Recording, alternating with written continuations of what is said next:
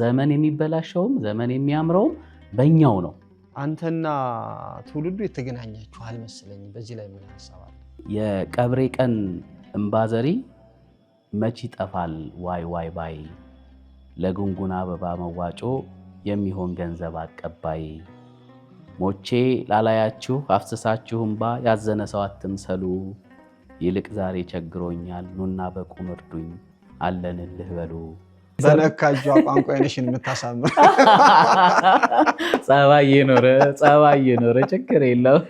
መንገዳገድ ሁሉ የውድቀት ሰበብ አይደለም። ገንዘብ መስጠት ብዙዎቻችን እጃችን ይንቀጠቀጥብናል ይሆናል። ወደኋላ ብዙም ማሰብ ይጠይቃል። ግን ሐሳብ መስጠት ከባድ አይደለም፣ ኮስት አያረግም። ከቁራ የተገኘች እርግብ ላቧ ባይጠቁር ልቧ መጥቆሩ አይቀርም። ዘመን በራሱ መጥፎ አይደለም። የሰው ልጆች ግን በዚች ምድር ላይ ባላቸው ኑረትና እሳቤ አጠየሙት፣ አጠለሹት፣ አጠቆሩት የሚል እምነት ያለኝ ሰው ነው። በዚች ዓለም ኑረት ሂሳቡ ሲሰላ ሲቀመር ስሌቱ ቀንሶ ማካፈል መጉደል ነው ውጤቱ። በምክንያት መቆም አለ እንዴ? እንዴት አስበኝ ነው? እስኪ ሐሳቡን አስረዳኝ። በስመ አብ ወወልድ ወመንፈስ ቅዱስ አሐዱ አምላክ አሜን። ለዚህ ሰዓት ስለዚህ ዕለት ስለዚህ ደቂቃ ያደረሰን አምላካችን እግዚአብሔር ስሙ የተመሰገነ ይሁን። ዛሬ የጥበብ ሰው ገጣሚ፣ ደራሲ መምህር ከፈለኝ እንኳን ደህና መጣ። እንኳን ደህና ቆየኝ። እንኳን አደረሰ። እንኳን አብረን ደረሰን። እንኳን ፋሲካ ሆነ። ሁሌ አንተ ፋሲካን ትመስላለህ። ከፍ እንዴት ነህ? እግዚአብሔር ይመስገን። ከልጅም በፊት ከልጅም በኋላ መጣህ። ልጅ አደገች። ማን ተባለች?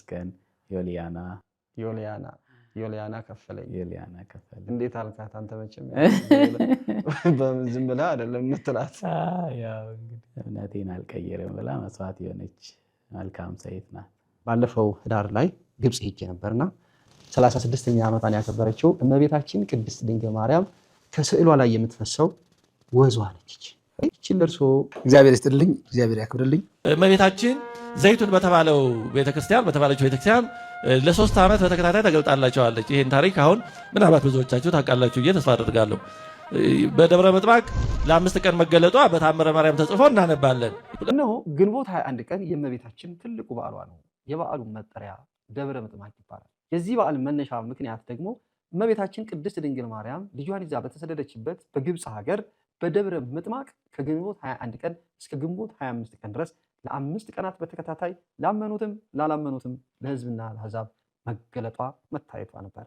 ስለዚህ በየዓመቱ ግንቦት 21ን ይህንን ቀን ዛሬም የእመቤታችን ልጆች ክርስቲያኖች ከመላው ዓለም በዚህ ቦታ እየተገኙ በልዩ ድምቀት ቦታው ላይ መገኘት ደብረ ምጥማቅን ያከብሩታል። እኛም ቋንቋ አይነሽ ሚዲያና ኤላ ኮቴት ከእስራኤል ቀጥሎ በግብፅ ባለን ጉዞ በዚህ ዓመት እነሆ ለ3ኛ ጊዜ ወደ ግብፅ ጉዞ ልናደርግ ነው።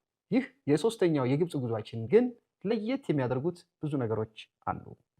ምናልባት ለተጓዦቻችን የምንገልጽላችሁ ነገር ይኖራል። ነገር ግን ከግብፅ በተጨማሪ ደግሞ አንድ ሌላ ሀገር እንደምንጨምር እነሆ ጠቆም አድርገን እናልፋለን። 10 ቀናት ለምንቆይባቸው የግብፅ ጉዟችን በርካታ ታሪካዊና መንፈሳዊ ገዳማትን እንጎበኛለን፣ እንሳለማለን፣ እናያለን። ከኛ ጋር በቋንቋ አይነሽ ሚዲያና ኤላ ኮቴት ጋር አብረን በግብፅ ገዳማትና በሌላውም በተጨማሪ አንድ ሀገር ደርሰን የምንመለስ ከወዲሁ ጊዜውንና ቦታውን እንድትጠቀሙበት እንዳያልፋችሁ ጊዜውንም ቦታውንም ተጠቀሙበት። ልዩነታችን መንፈሳዊነታችን። ቋንቋ አይነሽ ሚዲያና ኤላ ኮቴት ዓለም አቀፍ የጉዞ ኤጀንት። ተስፋ የቆረጠ ሰው አግኝተህ ታውቃለህ?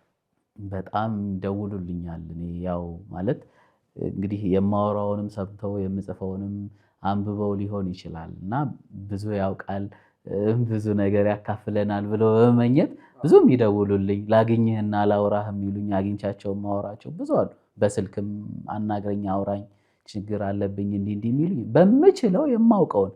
እኔ ብዙ የተሰጠው ሰው አይደለሁም፣ ግን ከጻፍኩት አንጻር ከሰማሁት ከኖርኩት ከተማርኩት አንጻር የማውቀውን ግን ሰው አምኖብኝ መጥቶ እንደው በዚህ ጉዳይ ላይ አማክረኝ ካለ ዝም። ምክንያቱም እጠየቃለሁ። ሰው አምኖብህ እንዲህ ልታደርግልኝ ይችላል፣ እንደው ምከረኝ፣ እንደው የሆነ ነገርህን አካፍለኝ የሚል ሰው ወደ እኔ መጥቶ እንዴት ነው እኔ በሬ ልዘጋ የምችለው? ያ ትልቁ ክስረት ነው፣ የህይወት ክስረት ነው የሚሆነው።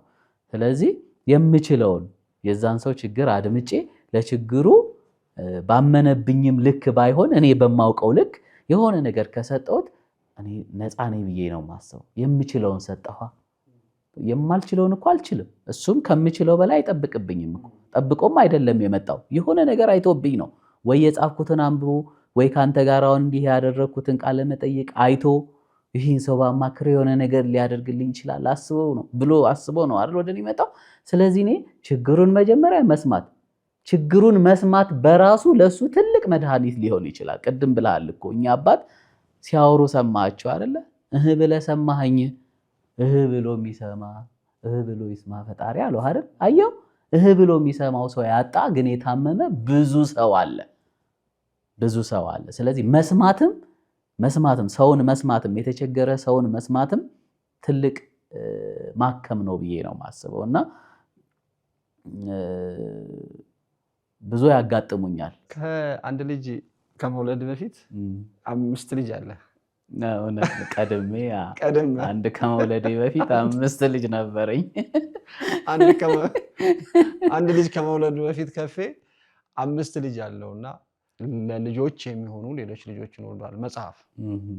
መጽሐፎች ሁሌ የማይጠገቡ ናቸው። እኔ ብያለሁ እንደውም ባለፈው አይደል መኃልየ ዘሰሎሞን መጽሐፍ ቅዱስ ላይ የማነበውን እና የማየውን ነገር ያንተ መጽሐፎች ሳይ የሰሎሞን መጽሐፎች ላይ ያነበብኩ ይመስለኛልና በማዕዶት አልተገናኘንም መሰለኝ። እንግዲህ እንደዛ መሰለኝ። ከማዕዶት በፊት ባሉት ነው የተገናኘነው። ሐዋዝ ላይ የመጨረሻዎቹ 2ቱ ሐዋዝና ማዕዶት ናቸው። ሁለቱም ደግሞ ግዕዞች ናቸው። ሐዋዝ ያልክበትን ባለፈው ነግረህናል። ማዕዶትን እስኪ ንገረን ደግሞ። ማዕዶት ያው ሁላችንም ልብ እንደምንለው የፋሲካ ማግስት ሰኞ ወይም ደግሞ ከጨለማ ወደ ብርሃኑ የመጣንበት ቃሉን በጣም ወደው ነበረ። የሆነ ነገሬ ላይ ብጠቀመው እንደው ትርጉሙን ማግዘፍ ነው ብዬ ስለማስብ ለትርጉሙም ትርጉም መስጠት ነው ብዬ ስለማስብ ነው። አንድ ሰው አሉ እዚህ አንድ አባት አሉ። እንግዲህ ያው ብርሃን እየመራቸው ከጨለማ ወደ ብርሃኑ እየመጡ ያሉ አባቶቻችን ጋር እናቶቻችን ጋር በጣም የበዙ አሻጋሪ ሀሳቦች የበዙ አካሚ ሀሳቦች አሉ ብዬ የማመን ሰው ነኝ ከመጀመሪያው ጀምሮ እና እናትና አባቶቻችን ጋር ያሉ መልካም ነገሮችን አግዝፎ በማውጣት ለትውልድ እንዲተላለፉ የማድረግ ስራ በመስራት ውስጤ ይደሰታልና እኚህም አባት እንደዛው ነው። ብዙ ቸል ያልናቸው ብዙ ነገር ይዘው የተቀመጡ እናትና አባቶች አሉን፣ ወደኋላ የረሳናቸው የተውናቸው እና በእኛው እውቀት ብቻ ዝም ብለን ወደፊት እየሄድን እየጠፋን ነው። መለስ ብለን ያላየናቸው ትልልቅ ነገር ያላቸው ያልተመለከትናቸው ትልልቅ ሰዎች አሉ። እንመልከታቸው፣ ብርሃን ናቸው አይነት ነገር ነው ሀሳቡ። ልለፍ አሳልፈኝ፣ ተረጋጋ ብረድ ቀዝቀዝ በል የሚለኝ ስንት እሳት አዝዬ እንደቆምኩ የታየኝ። እኔ ካለሁበት ቆመህ ማሰብ ካልቻልክ ታቃጥለኛለህ ውሃ ደፋው ብለህ እሳቱን እየጫርክ። እውነቴን ሳታውቀው ልትወቅሰኝ ካማረህ በቁስሌ ላይ እንጨት ሰደህ ታመኛለህ። እናም አንዳንድ ጊዜ ገብቶ ሳትረዳው የሸክሜን ክባዴ እንቅፋት አትሁነኝ ቆመህ በመንገዴ። ስለ ፍቅርም ቢሆን ነገር እንዲጣፍጥ ባልገባህ ነገር ላይ ሐሳብህን አትስጥ። ምንም በጎ ነገር ከማይፈጥሩ ቃላት አንዳንዴ ዝምታን ከልብህ ውደዳት። ትርጉምም ከሌለው ቆርፋዳ ንግግር ማለፍን ልመደው ብለህ ሁሉም ይቀር። ከማዕዶት ላይ ነው ያነበብኩት። የማዕዶት መጽሐፍ ትንሽ ለየት ትላለች። እንግዲህ እኔ መጽሐፎችን ሳይ ሐሳቦችህ ደግመው አታውቅም? ይኖራል፣ እንደዚህ አይነት አጋጣሚ ይኖራል። ሁል ጊዜ አዲስ ነው ማለት አልችልም፣ ግን ምንድነው ሐሳቡን ምናልባት ቀድመ ባየህበት አይን ሳይሆን በተለየ አይን ታየውና በተለየ መንገድ ደግሞ ትገልጸዋል። ሞር እንደዚህ አግዝፈህ ማለት ነው። ምናልባት ቀድመህ ያንን ሐሳብ የገለጽክበት መንገድ ትንሽ የጫጨ ይሆናል። እውቀትም እድሜም ትምህርትም ስትጨምር ደግሞ ያንን ሐሳብ አግዝፈህ በተለየ ዳይሬክሽን በተለየ አቅጣጫ የማየት አቅም ታገኛለህ እና የዛ ጊዜ ደግሞ ሐሳቡን በዳበረና ባልታየበት አቅጣጫ የማሳየት አቅም ታገኛለህ። እንደዛ በዛ መልኩ የሚመሳሰሉ ሐሳቦች ይኖራሉ። በጣም ብዙ ቦታዎች ላይ ብዙ ነገሮችን አካፍለሃል። በሌሎቹ መድረኮች ደግሞ የራስ ማዕድ ደግሞ የምታካፍለው አለ። ዩቲዩብም ከፍታል፣ ፖድካስት እና ዝም ብዬ ሳየው ትውልዱ ያገኘህ አልመሰለኝም።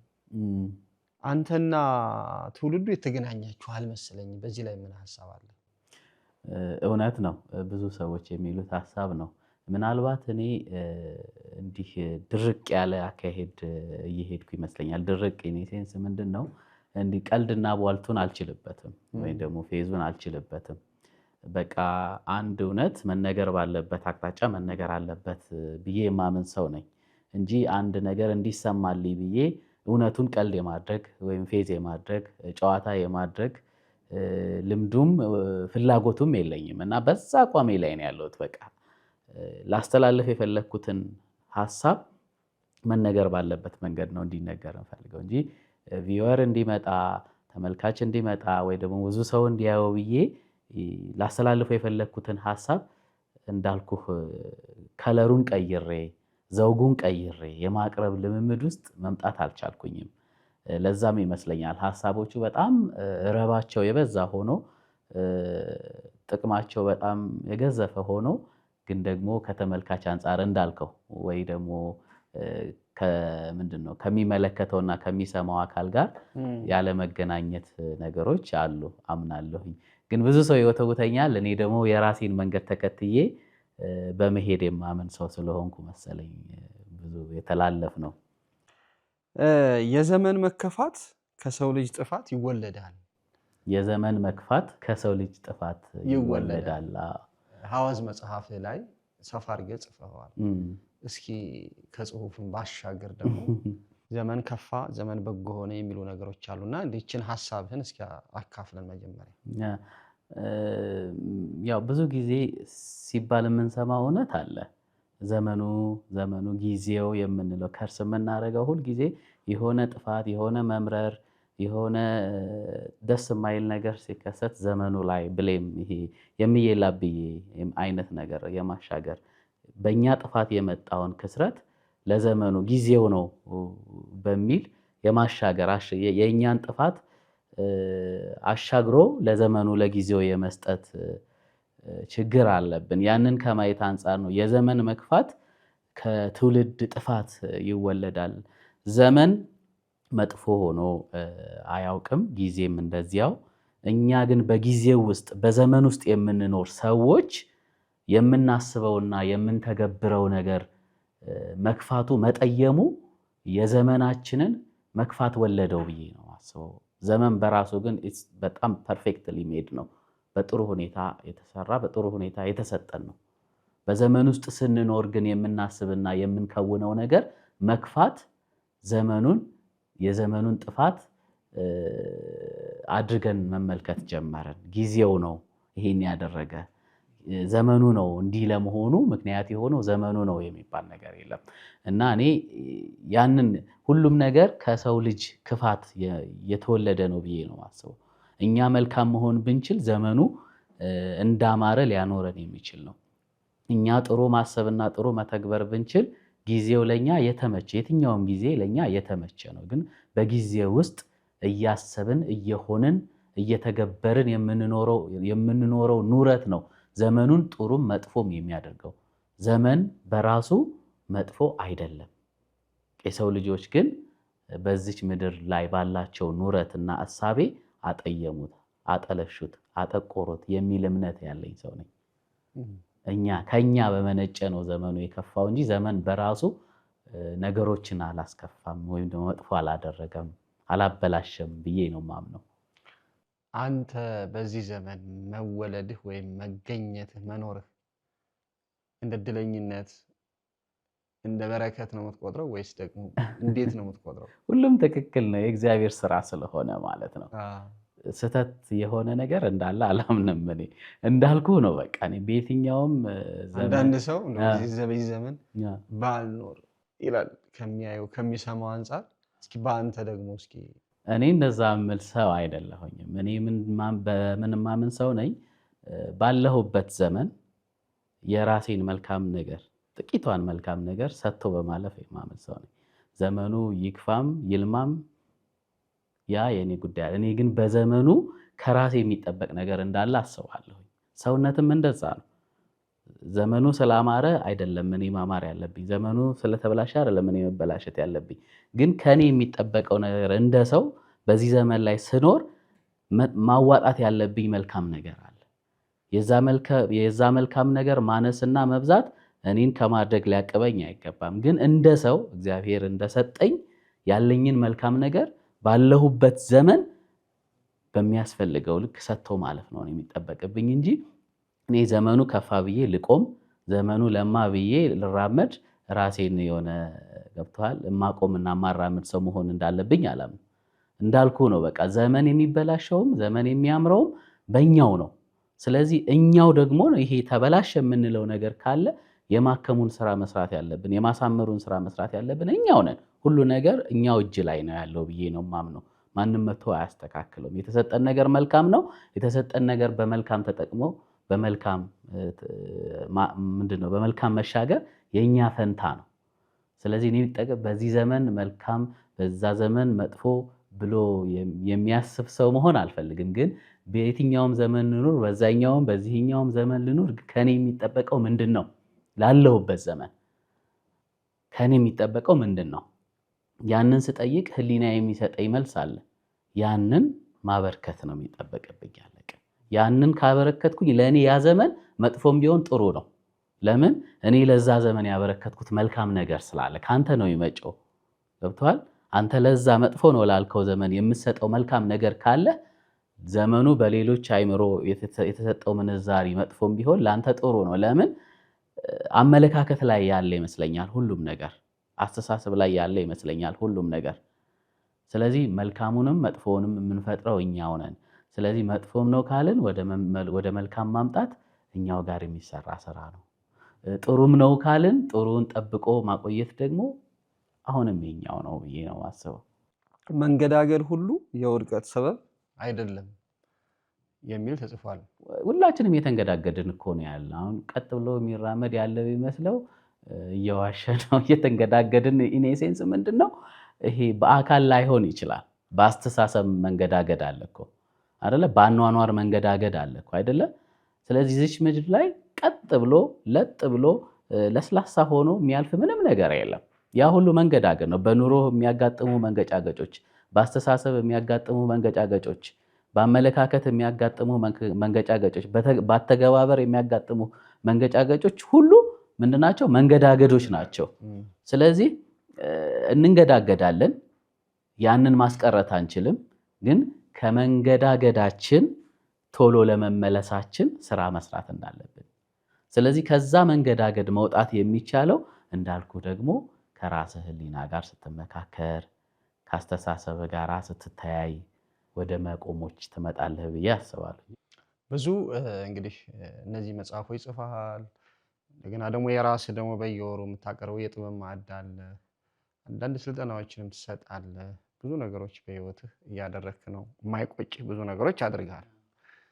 እንደው አደረግኩትና ደስ አለኝ ረካሁበት የምትለው ነገር እስኪ? እኔ እንደው እግዚአብሔር በሚያውቀው በጣም እንደዚህ በበዛ መልኩ ባይሆንም በተቻለኝ መጠን እያንዳንዷን እርምጃዬን እግዚአብሔር በሚወዳት ለማድረግ የምጠነቀቅ ሰው ነኝ። ግን እንደ ሰው በዚች ምድር ላይ ስትኖር ትስታለህ። በጣም በማደርጋቸው ነገሮች ራሴን ከእግዚአብሔር ጋር እያቀያየምኩ የሚሄድ ሰው አይደለሁኝም። ብዙ ጊዜ ህሊናዬን አዳምጠዋለሁኝ። እግዚአብሔር ይወደዋል ወይ? በእግዚአብሔር መንገድ ውስጥ ነኝ ወይ? ህሊናህም አለ። እንደ ሰው ደግሞ የሚጠበቅብህ ነገር አለ። ሰዋዊ ነው ወይ ያሰብኩት? ገብቶሃል? መንፈሳዊ ነው ወይ የተገበርኩት? ከዚህ አንጻር እያንዳንዱን ሐሳቤንና ተግባሬን ስለምመዝነው ብዙ ጊዜ ለምቀልበት ነገር ራሴን አልገብርም። የምከብርበት ነገር ነው ራሴን የምሰጠው በተቻለ መጠን ማለት። ግን እንደ ሰው አንዳንድ ጊዜ ትስታለህ፣ መጥፎ ቃል ትናገራለህ፣ መጥፎ ተግባር ትከውናለህ። ግን መጥፎ ቃል መናገርህም መጥፎ ተግባር መተግበርህም አይደለም መጥፎ። እዛ መጥፎ ቃልና መጥፎ ተግባር ውስጥ መኖር ነው፣ መሰንበት መክረም ነው መጥፎ ነገር። ቶሎ ሰዋዊ አለመሆኑን መንፈሳዊም አለመሆኑን ከአምላክህም የሚያጣላህ መሆኑን ተገንዝበህ መመለስ ከቻልክ ስህተት ሁሉ ስህተት ነው ብዬ አላምንም። መመለስ ካለ መሳሳት መጥፎ አይደለም፣ መታረም ካለ መግደፍ መጥፎ አይደለም ብዬ ነው ማስበው። ስለዚህ ሁልጊዜ ከማሰብ ጋር መሆን፣ ከህሊናህ ጋር መሆን፣ እግዚአብሔር ከሚወደው ነገር ጋር መሆን ከቻልክ ሊጸጽቱህ፣ ሊያሙህ፣ ሊያቆስሉህ ለሚችሉ ነገር ክፍት አትሆንም ብዬ አምናለሁ። እስኪ ከዚች አንድ መልእክት አስተላልፍ እስኪ። እሺ ቀብር አድማቂ የቀብሬ ቀን እምባዘሪ መች ይጠፋል ዋይ ዋይ ባይ፣ ለጉንጉን አበባ መዋጮ የሚሆን ገንዘብ አቀባይ፣ ሞቼ ላላያችሁ አፍስሳችሁ እምባ ያዘነ ሰው አትምሰሉ፣ ይልቅ ዛሬ ቸግሮኛል ኑና በቁም እርዱኝ አለንልህ በሉ። ከቀብሬ መልስ በደቦ ተቀምጣችሁ ከድንኳኑ፣ ጋቢ ደርባችሁ ከንፈር መጣጭ አትሁኑ። ሰንጋርዳችሁ በእልፈቴ ቀን ብታበሉ መንገደኛ፣ ለስም ዝናችሁ እንጂ ለነፍሴ አይሆን መዳኛ። ጨንቆኝ ሳለ ተከፍቼ ወዳጅ ስሻ ሳሳቂ፣ በስቶ ነበር ገላማጬ በችግሬ ተሳላቂ። ግራ ገብቶኝም ስናውዝ ውጦኝ የቀን ጨለማ፣ ፊቴ ነሳኝ ያልፈቀደ ብሶት ጭንቀቴን ሊሰማ። አንደኛ አልቃሽ ይሆናል የሞቴን መርዶ ሰምቶ፣ ያኔ ባዘንኩኝ ቀን ጀርባ እንደሰጠኝ ረስቶ። ከመንደር ዳር ወድቄ አጥቼ ቁስሌን አካሚ፣ ስሞት አዛኜ በዛ ሬሳዬን ተሸካሚ። የሰው ልጅ አስመሳይ የሚኖር ለታይታ፣ ታመህ አይጠይቅህ ስትሞት ይንጋጋል የቀብር ቀን ማታ። ኡኡ እያለ ፀጉር መንጨት አጉል ደረት ድለቃ፣ ምን ዋጋ አለው ወየው ወየው ሟችን ከሞት ላይ ያነቃ። ሰው ነኝ ያለ አሳቢ እውነትም ለሰው ግድ ያለው፣ ፈጥኖ ደርሶ አለሁ የሚል ከሞት በፊት በቁም ነው።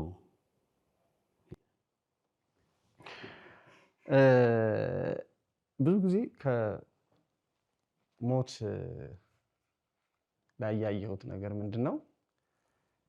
በጣም ብዙ ጊዜ አልጋ ላይ ተኝቶ ሟቹ እንደተቸገረ እንደታመመ ይታወቃል። እና ያኔ ለማየት ለመጠየቅ ጊዜ ያልሰጠ ሰው የሞተ ዕለት በጣም እንደ እንትን የሚፈልጉት ምንድን ነው? ይሄ እገሌ እገሌ እገሌ እገሌ አበባ አስቀምጧል፣ የአበባ መዋጮ የሚባል እንደው ይሄንን ሳይ አሁን ስታሰማኝ የታዘብኩት ነገር ነው። ብዙ ጊዜ ያመኛል ማለት በራሴ መስመር ላይ የሚያጋጠመኝ ስለሆነ ነው። እና ምናልባት አሁን ይሄ ሞቶ ጉንጉን አበባ ምናምን ምንድነው የሚታሰብለት ሰው በቁሙ አልጋ ላይ በታመመበት ጊዜ ምናልባት አንድ መድኃኒት ለጉንጉን አበባ ካወጣኸው ሩቡን ገንዘብ ምናልባት ሰጥተኸው ቢሆን ኖሮ እኮ 2ም 3ም ቀን የመኖር እድል ይኖረው ነበረ። እና ብዙዎቻችን ሰዎች ለሚረዱበት በቁም ለሚታገዙበት ነገር ጆሮም አይንም የለንም፣ ሩቅ ነን፣ በጣም ለምንወዳቸው ሰዎች በጣም የራቅን ነን። ግን ከሞቱ በኋላ መተን እኛንን ቀብር አሳላፊው በቃ ይሄ ሾው ሊታይ የሚፈለገው ነገር ላይ ከሌ እንዲህ አደረገ፣ ከሌ ነው ምግቡን የቻለው፣ ከሌ ነው አበባውን የቻለው፣ ከሌ ነው የቀብር መኪናውን የቻለው፣ ከሌ ነው የጉድጓዱን እንትን የቻለው የሚባል ኢቭን አንዳንድ ጊዜ በጣም በጣም የሚያናድደኝ ነገር ማለት ነው ስም ለጉንጉን አበባ አውጥተው ስም ተጽፎ ሳይጠራ ሲቀርቅር የሚላቸው ሰዎች ሁሉ አይቻለሁ። እና በጣም ዛትማች በጣም ወርደናል ብዬ ነው ማስበው። እና ከዛ በፊት ግን እዛ ላይ ያሉ ርብርቦች ገብተዋል። ያ ሁሉ ሰው በህይወት ምናልባት አይታቸው የማታውቃቸው ሰዎች ሁሉ ቀብር ላይ ነው አቴንድ ያደርጋሉ፣ ይገኛሉ። አንዳንድ ጊዜ ይሄ ነገሩን ልናክምበት ልናድንበት የማንችልበት ደረጃ ላይ መረባረብ የምንወድ ሰነፎች ነን ብዬ ነው ማስበው፣ እኔን ጨምሮ። ነገሩ ሊታከም የሚችልበት ሊለወጥ የሚችልበት ሊቀና የሚችልበት ሰዓት ላይ ይሄ ምንድነው መተጋገዝ መረባረብ ነገሩ የለን። ሁልጊዜ ሰው ከወደቀ ነው ለማቅናት የምንመጣው። ስራም ጥለን ምን ብለንም እንመጣለን። ለመጠየቅ ግን እግዚአብሔር ይማር ለማለት ግን ስራ አስፈቅደን አንመጣም። ለሰውየው ግን መድኃኒት ያ ነው ብዬ ነው ማስበው። ለቅሶ ላይ ደግሞ የምትሰማ ዜማ እና የሚነገር የሚሏት ነገር አለች። አንድ ቀን ሳልጠይቅ አንድ ቀን ሳላጠጣ የሚሉት ነገር መዘግየት ማለት ነው። ለምንወዳቸው ሰዎች የዘገየን ብዙ ሰዎች አለን እና ለነኛ በጣም እንትን ትሆናለች ብዬ ነው። ቀብር አድማቂ ነን። በቃ ብዙ ጊዜ ቀብር አድማቂ ነን እንጂ ሰው አድማቂ አይደለንም። ሰው እንዳይሞት ማድረግ ያለብን እንዳይሞት ማድረግ አንችልም፣ ግን ቢያንስ እንደው ሰው በሚፈልገን ጊዜ የምንገኝ ሰዎች ብንሆን። ብዙ እንደዚህ የተጎዱ መንፈሶች አሉ ወይ ስብራቶች አሉ ብዬ አስባለሁ። ስልክ ደውለው አንድ አባት ከሐረር አካባቢ ነውና ረጅም ጊዜ አልጋ ላይ የተኙ ናቸው እና እኔ በዚህ ተናገሩ፣ ድንቅ ስራውን መስክሩ፣ ታምሩን ለዓለም ንገሩ የሚል መርሃ ግብር አለኝና አንድ ታምር ተደረገላቸው ምስክርነት ሲሰጡ ሰምተው እዛ ላይ ስልክ አግኝተው ለኔ ደወሉልኝ። በጣም አልጋ ላይ ናቸው። ሰው ይናፍቃቸዋል፣ የፀሐይ ብርሃን ይናፍቃቸዋል እና ደወሉልኝና ከዛ መጨረሻ ላይ ሁሉንም እያልኩ እየሰማሁ አንዳንድ ነገር እየመለስኩ እየሰማሁ አንዳንድ ነገር እየመለስኩ ምን አሉኝ፣ እኔ አሁን ብለህ ስለሰማኸኝ ብቻ የተሰማኝ ረፍት የተሰማኝ ጤና እኔ ነኝ የማውቀው። ብለህ እንደሰማኸኝ ብሎ እግዚአብሔር ይስማው። አሜን። በጣም ሰዎች ገንዘብ መስጠት፣ ማብላት፣ ማጠጣት፣ መርዳት፣ መደገፍ እንዳለ ሆኖ አንዳንድ ጊዜ ደግሞ ሰው ብቻ የሚረዋቸውና ውስጥ ያለውን ነገር ምንም ላታደርግላቸው ትችላለህ። በብቸኝነት አልፈው ሲሞቱ ግን በጣም ብዙ ሰው ይመጣላቸዋልና ይሄ ነገር ጥሩ አስተማሪ ነው ብዬ ነው። ነገሯን ለማጠንከር አንድ ማቃት ታሪክ አለች። ምንድነው በጣም ከልጅነታቸው እስከ እውቀት ዘመናቸው ድረስ ሳይለያዩ አብረው የኖሩ በቃ ለደቂቃ እንኳን መለያየት የሚቸግራቸው ወዳጃሞች ናቸውና ተመርቀው ስራ ያገኙና ሁለቱም ወደ ተለያዩ ክፍላት ዓለማት ይሰማራሉ። በስራ ጉዳይ ለደቂቃ በቃ የማይለያዩ ወዳጆች ናቸው፣ ጓደኛሞች ናቸውና ያው እንግዲህ በቃ ህይወት እስከ መጨረሻው አብሮ መሆን የለምና በሆነ አጋጣሚ ህይወት ሁለቱንም ወደ ተለያዩ ዓለማት ተወስዳቸዋለችና መነፋፈቅ ይመጣል እና አንደኛው በጣም የናፈቀው ወዳጅ ስልክ ያነሳና እንዲህ በጣም እኮ ተራራቅን ወዳጄ ናፈቀኝ ይልና ስልክ አንስቶ እንዴት ነህ ሊለው ያስባል። ከዛ ስልክ ቁጥሮቹን ያዞርና ሊያናግር አስበው ማለት ቁጥሮቹን ያስብና አይ ቆይ ከምደውል እንደውም ሄጄ ባየው ነው የሚሻለው ይልና ይዘጋዋል ስልኩን ሳይነሳ ማለት ነው። እንደዚሁ ዘመናት ያልፋሉ። ሄጄ አየዋለሁ ሞልቶልኝ ምናምን ብሎ ማለት ነው። እንደዚሁ የሆነ ጊዜ ላይ ሳይሞላልኝ ቀረ። እንዲሁ ጊዜውም ነጎደ። ስለዚህ ደውዬ ቢያንስ ድምፁን ልስማ ይልና አሁንም ይደውላል። አሁንም አይ ባየው ነው የሚሻለው ይልና ይዘጋዋል ስልኩ። እንዲህ እያለ አሁንም ብዙ ዓመታቶች ያልፋሉ። መጨረሻው ላይ ግን በቃ እኔ ሊሞላልኝ ስላልቻለ ብደውል ነው የሚሻለው ብሎ አሁን ይደውላል። ይጠራል ስልኩ። ከዛ ይነሳል። ሲነሳ ወዳጁ አይደለም ስልኩን ያነሳው፣ ሴት ናት። ሄሎ ትላለች። ሄሎ የከሌ ስልክ አይደለም፣ ከሌን ማግኘት አልችልም። ዝም ትላለች ለተወሰኑ ደቂቃ። ስልኩን ያነሳችው ምን ነው ይላታል። ዝም ትላለች። ይቅርታ የኔ ጌታ ምንም የሰሙት የሚያውቁት ነገር የለም ትለዋለች። ምንም ነገር የለም። ምን ነው ችግር አለ እንዴ? አይ ከሌ እኮ ካረፉ ይሄን ያህል ዓመታት ሆኗቸዋል። አንዳንድ ጊዜ ማርፈድ መዘግየት ገብተሃል። ወዲያው ሰው የሚሆነው በማንኛውም ደቂቃ የሰው ልጅ የሚሆነው አይታወቅም። እኔ እናንተ አሁን እዚህ ጋር መተንፈስ ስለቻለን ማውራት ስለቻለን አለን ማለት አይደለም። ቀጥሎ የሚሆነውን ነገር የሚያውቀው እግዚአብሔር ብቻ ነው። ስለዚህ ይሄ በጣም የከፋው ነገር የማንገናኝበት ድባብ ሳይፈጠር ባለንበት እየተነፈስን ባለንበት ቅጽበት መሆን ያለበት ነገር መሆን አለበት እና በጣም ሪግሬሽን ውስጥ ሆኖ የታመመበት ሁኔታም አለ። ቶሎ ብለን እንደዚህ ናፈቅናቸው ሰዎች አሉ ብለን የምናስባቸው ሰዎች ላይኖሩ ይችላሉ።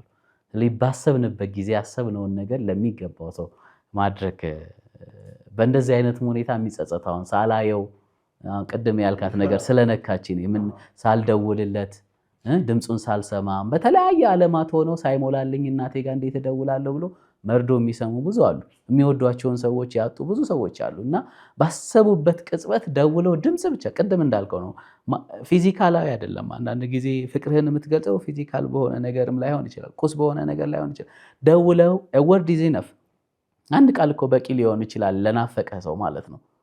ብዙ ብር እንደሰጠው ቆጥሮ እኮ ሊኖርበት ይችላል እና እንዲህ አይነት እሳቤ ውስጥ ያሉ በተለያዩ ዓለማት ውስጥ የሚኖሩ ሞልቶልኝ እናቴን ደውዬ ወይ ሄጄ አይቻት የሚሉ ሰዎች ፕሊስ በቃ እንደዚህ አይነት ነገሮች ስላሉ ብዙም የመታመሚያ ምክንያቶች ስለሆኑ በጊዜ ሁሉንም ነገር ሳይረፍድ ወይ ደግሞ ነገሩን መቀልበስ የማይቻልበት ደረጃ ላይ ሳናደርሰው በጊዜ ብናደርገው የሚል ባዶ እጄን ሄጄ ባዶ እጄን እንዴት እመጣለሁ የሚሉ ደግሞ እህቶቻችን አሉ። እንደው ነገር ሲስበው እናት የልጇን ድምፅ ነው የምትፈልገው፣ አባትም የልጁን ድምፅ ነው የሚፈልገው።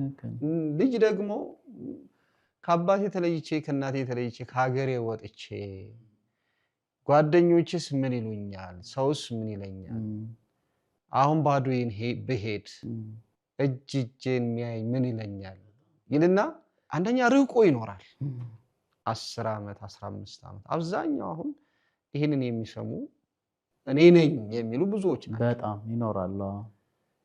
ግን የእናትና የአባት ናፍቆት ቢኖር ጥሩ ነው። የሆነ ነገር ይዞ ቢመጣ ጥሩ ነው። ስትወጣም እኮ ያቺ እህት ወይ ወንድም ከሀገር ሲወጣ እኮ መጀመሪያ ራሱን ለውጦ ከዛ ቤተሰቡ ሊለውጥ ነው። ከዛሬ ነገ እያለ የሚፈልገውን ነገር ሳያገኝ ከአባቱና ከእናቱም እቅፍ ከፊታቸውም ከድምፃቸውም ርቆ አንዳንድ ሰዎች ህይወታቸው ያልሆነ ነገር ሆነው እንደገና ደግሞ በህይወትም ይመጣሉ በህይወትም የማይመጣሉና በዚህ አጋጣሚ ነገሮች ባሉት መንገድ ቢሆንም ባይሆንም በዛች በተሰጠቻቸው እድሜ ግን ቢሆንላቸው ድምፃቸውን ቢያሰሙ ተስፋ ቢዘሩ ቢሆንላቸው ደግሞ በአካል ደግሞ የአካል ጉዳተኛም ሳይሆኑ ሞትም ሳይቀድማቸው ሙሉ እግር ሙሉ እጅና ሙሉ ጤና እኮ ትልቅ ሀብት ነው። እውነት ነው። ይሄ ሁሉ ምንድነው በህይወት እያለን እርስ በራሳችን ሳይረፍድ አሟሟት እንጂ ሞት አያስፈራም ይላል 71ኛው ገጽ ላይ ማዕዶት። ሁሉ ነገር ከንቱ በሆነባት ዓለም የሚያስፈራው ነገር ሟችነት አይደለም። ጊዜያዊ ነንና ድንገት ተሰባሪ ምን ጥለን እንለፍ ለታሪክ ነጋሪ በማለት ስንጠይቅ ኖረን ምን ፈየድን? ጥሩ ምላሽ ካጣን ያኔ ነው የሞትን። ስሞት አብሮኝ ሞቶ ከመከነ ስሜ ሳልሞትም ሙቻለሁ እያለሁ በቁሜ። ገልጠዋል እኮ ብዙ ነገሮች ማለት ነው። እውነት ነው። በቃ እንትን ነው መጠየቅ አለ አይደለ? ከዚህ ዓለም ኑረት ጨርሰን ወደዛኛው ዓለም ስንሄድ በዚህ ዓለም የነበረንን ህይወት እንጠየቃለን አይደለ? ፈየድን ተብለን ምን አደረግን ተብለን የዛ ጊዜ መልስ እንዳናጣ ነው አቀርቅሮ መቅረጽ። ገብቷል። እንድንሰራ የተሰጠን ነገር አለ። ያንን ስራ ባለመስራት ብዙ ጊዜ ቤት ስራ ያልሰራ ሰው እንዴት ነው የሚሆነው? ክፍል ውስጥ አስተማሪው ፊት ምንድን ነው የሚሆነው? እንዲህ ማቀርቀር ነው፣ መሬት ማየት ነው አይደል? ቀና ብሎ የማየት ድፍረት የለውም አይደል? ከፈጣሪ ጋር እንዲህ እንዳልሆነ የምድራዊ ራሱ ያስፈራል እኮ።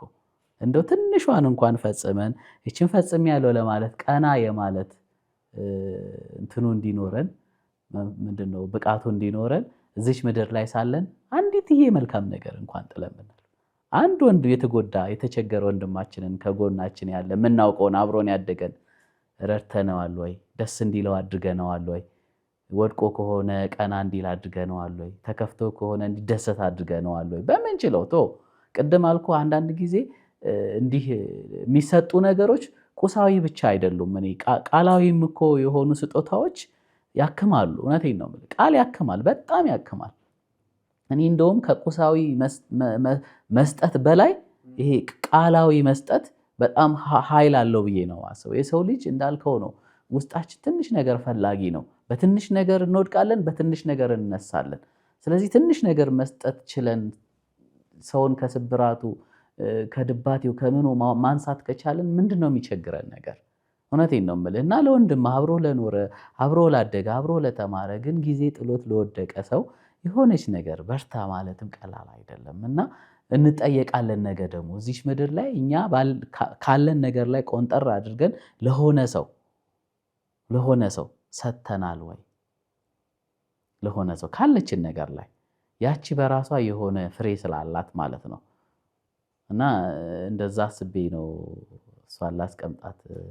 ብዙ የማትረሳው ለሌሎች ያስተምራል ያጽናናል የምትለው እስኪ አንድ እንደው አሁን ማስታወስ ይከብዳል፣ ግን በአብዛኞቹ ምንድናቸው ወጣቶች ናቸው። ወጣቶች ደግሞ ብዙ ጊዜ በተመሳሳይ አይነት ወይ ከፍቅረኛው ጋር ተጣልተው ሊሆን ይችላል፣ ወይ ደግሞ በትምህርቱ ተመርቆ ስራ በማጣቱ ሊሆን ይችላል፣ ወይ ደግሞ ቤተሰቦቹን በሞት አጥቶ በብቸኝነት ህይወት ውስጥ ኖሮ ሊሆን ይችላል፣ ወይ ያመናቸው ተስፋ ያደረጋቸው ሰዎች ፊት ጀርባ ሰጥተውት ሊሆን ይችላል። ከለሩ ብዙ ነው፣ ይሄን ልልህ አልችልም። ግን እንደየሰው ህመም የምትችላትን ካነበብካት፣ ካወካት፣ ከጻፍካት ተነስተ የሆነ ነገር ግን በትዳር ውስጥ መለያየት ሊሆን ይችላል።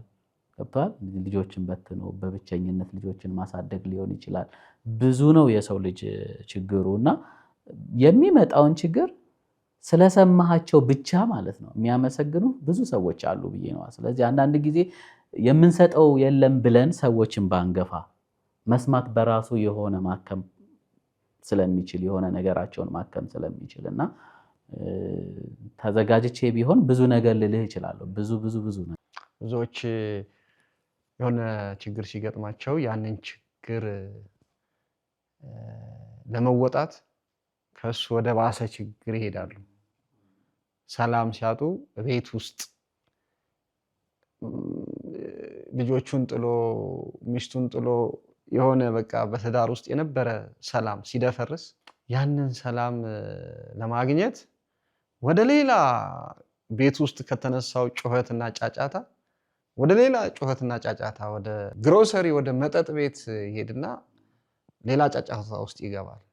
ከጫጫታው ውስጡ ከተንጫጫው በላይ እንደገና ደግሞ ከውስጥም ከውጭም ከሚንጫጩት ጋር ይደባለቃልና በዛ እንዴት ነው ሰላም ማግኘት የሚችለው? እንደዛ አይነት ሰው ቢመጣ ብታይ ምን ብለህ ትመክረዋለህ? እንትን እኮ ስለሆነ ነው ይሄ እናቶቻችን የሚተርቱት ተረት አለ። የቸገረው እርጉዝ ያገባል። አንዳንድ ጊዜ ሲጀግርህ የምትወስነውን አታውቅም። እንግዲህ አሁን ይህ ሰውዬ ቸግሮታል፣ ሄዶ ደግሞ እርጉዝ ያገባል። እንግዲህ እሱ ከችግር ምንድን ነው ራሱ እርጉዝ አርግዞ አስበው ብዙ ነገር ተቸግሮ እንደገና በእርግጥ ማርገዝ ችግር ነው ለማለት ሳይሆን ተረቱ ይመስለኛል። እርጉዝ እንግዲህ ብዙ መንክባካቢ ትፈልጋለች። ብዙ የሚያስፈልጋት ነገር ይኖራል። ለዛ ማውጣት አለበት። ስትወልድም እሷም በትክክል ማድረስ ምናምን ያ ሁሉ ሌላ ኤክስፔንስ አለው አይደለ? የቸገረው ሰው ግን ከችግሩ ለመላቀቅ ብሎ ሌላ ከባድ ችግር ውስጥ ይገባል ማለት የፈለጉት ይመስለኛል። ችግር ውስጥ ስትሆን የሆነ በቃ የምታስበው መፍትሄ ነው ብለህ የምትወስነው ነገር ሁሉ ምን ያህል አንተን ወጥመድ ውስጥ እንደሚከትህ። ስለዚህ ችግር ውስጥ ስትሆን መረጋጋት ያስፈልጋል ማለት ነው። ከፈጣሪ ጋር መሆን ያስፈልጋል ማለት ነው። ጽሞና ውስጥ መቆየት ያስፈልጋል ማለት ነው። በችግር ጊዜ ሁሉ ከችግር መውጫ መፍትሄዎችን ስትፈልግ እዛው ችግር ውስጥ ሆነ ሳይሆን ቢያንስ ትንሽ እንደው መረጋጋት፣ ችግሬ ምንድን ነው? ለችግር የሚያስፈልገው መፍትሄ ምንድን ነው? ችግሬን የሚያክመው ማን ነው ብሎ ማሰብ ያስፈልጋል። ገብቷል? ብዙ ጊዜ ችግር ውስጥ ስንሆን ግን ይሄ ኢሞሽናሊ ድሪቭን ነው የምንሆነው። በደመነፍስ የምንጋልብ ነው የምንሆነው። በደመነፍስ የሚጋልብ ደግሞ መጨረሻው ገደል ነው የሚሆነው። ስለዚህ ጽሞና ያስፈልጋል። ስትቸገር ቆም ማለት፣ ወደ አርሞ መምጣት ያስፈልጋል። ወደ ፈጣሪ መምጣት በርከክ ብለህ ማልቀስ ያስፈልጋል።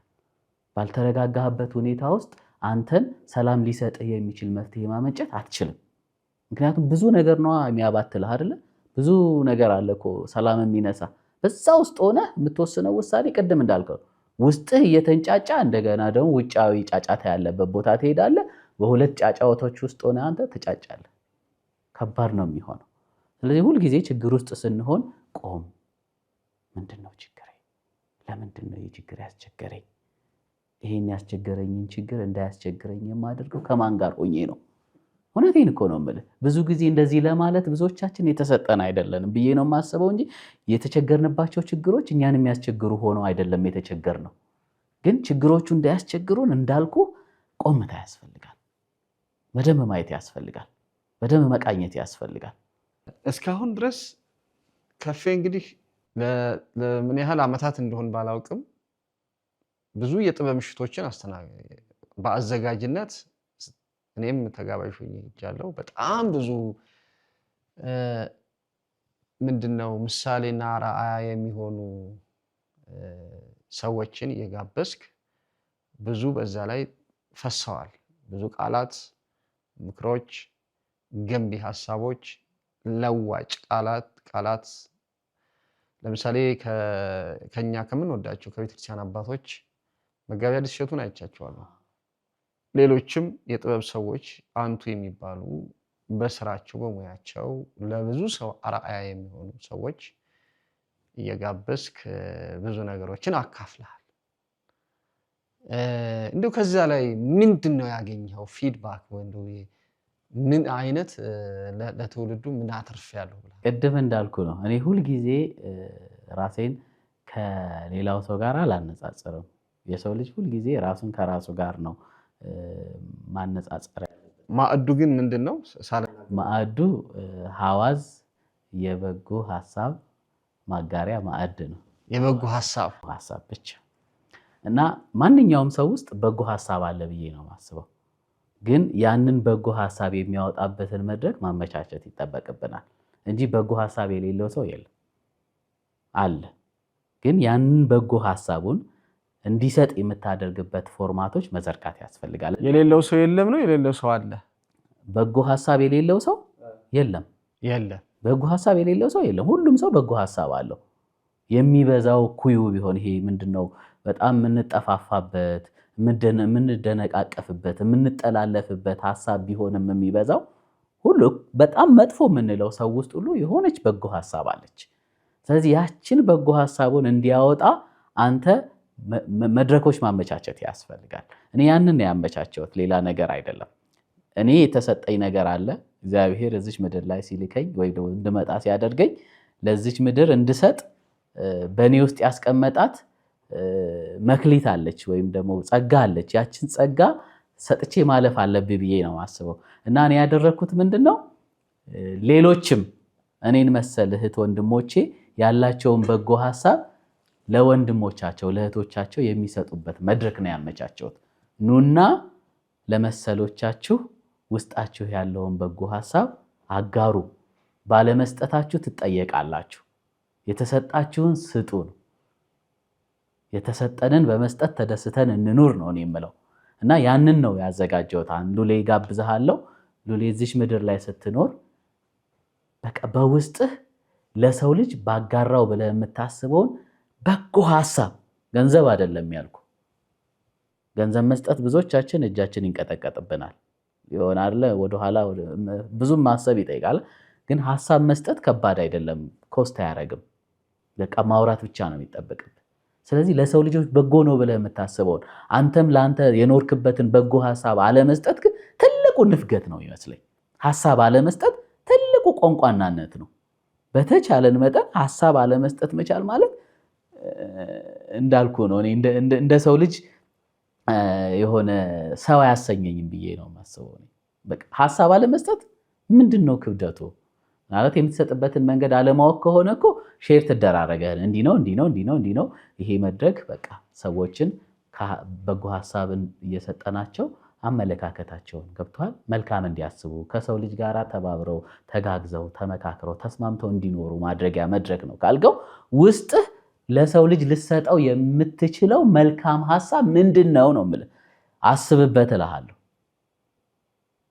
እስኪ ምን ውስጥ ያለው በጎ ነገር ምንድነው ብለህ አስብ እልሃለሁ በሁለት ወር አንዴ ነው የሚዘጋጀው አንድ ወሩ ላይ ታስባለህ ሁለተኛው ወር ላይ ደግሞ መተህ ታካፍላለህ አንድ ወሩ ላይ ታስባለህ አንድ ወሩ መጨረሻ ላይ ደግሞ መተህ መድረኩን ታየዋለህ ያለውን ድባብ ትመለከተዋለህ እንግዳ እንዳትሆንበት ሁለተኛው ወር ላይ ሌሎች ሲሰጡ ያያቸውን እንደተመክሮ ወስደህ ራስህም ትሰጣለህ ስለዚህ እኔ ከዚህ ያገኘሁት ነገር ምንድነው ምክንያት መሆን ነው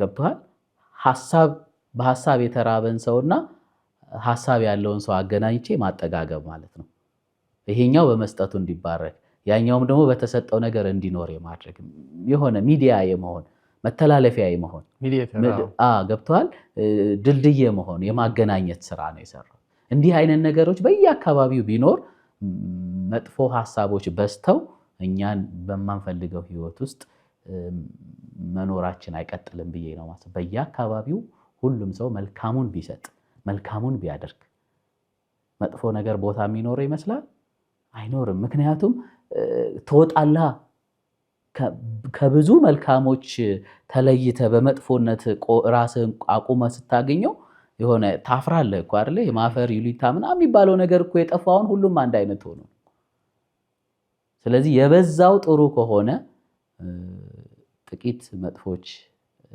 ቦታ ይኖራቸዋል ብዬ አላስብም ግን ከቁራ የተገኘች እርግብ ላቧ ባይጠቁር ልቧ መጥቆሩ አይቀርም ስለዚህ መጥፎ ነገሮች ከበዙ ጥቂት መልካሞችም እነዛን መጥፎች የመምሰላቸው ጉዳይ ይሆናል የጊዜ ጉዳይ ነው የሚሆነው ግን መልካሞችን ማብዛት ቢቻል መልካም ሐሳቦችን ማብዛት ቢቻል መልካም ሐሳቦችን ማመንጨት የሚችሉ ሰዎችን የምናጣ አይመስለኝ በጎ ስትል በጎ ሐሳብ ስትል አንዳንድ ጊዜ ጦርነትን ለመቃወም ወይም ረሃብን ለመቃወም ከቃሉ ጀምሮ ራሱ ቃሉን ባለመጥራት ራሱ በጎውን መምረጥ ለምሳሌ ጸረ ሙስና ኮሚሽን የሚባለው መስሪያ ቤት አለ ጸረ ሙስና የሚለው ቃል እዛ እስከተጻፈ ድረስ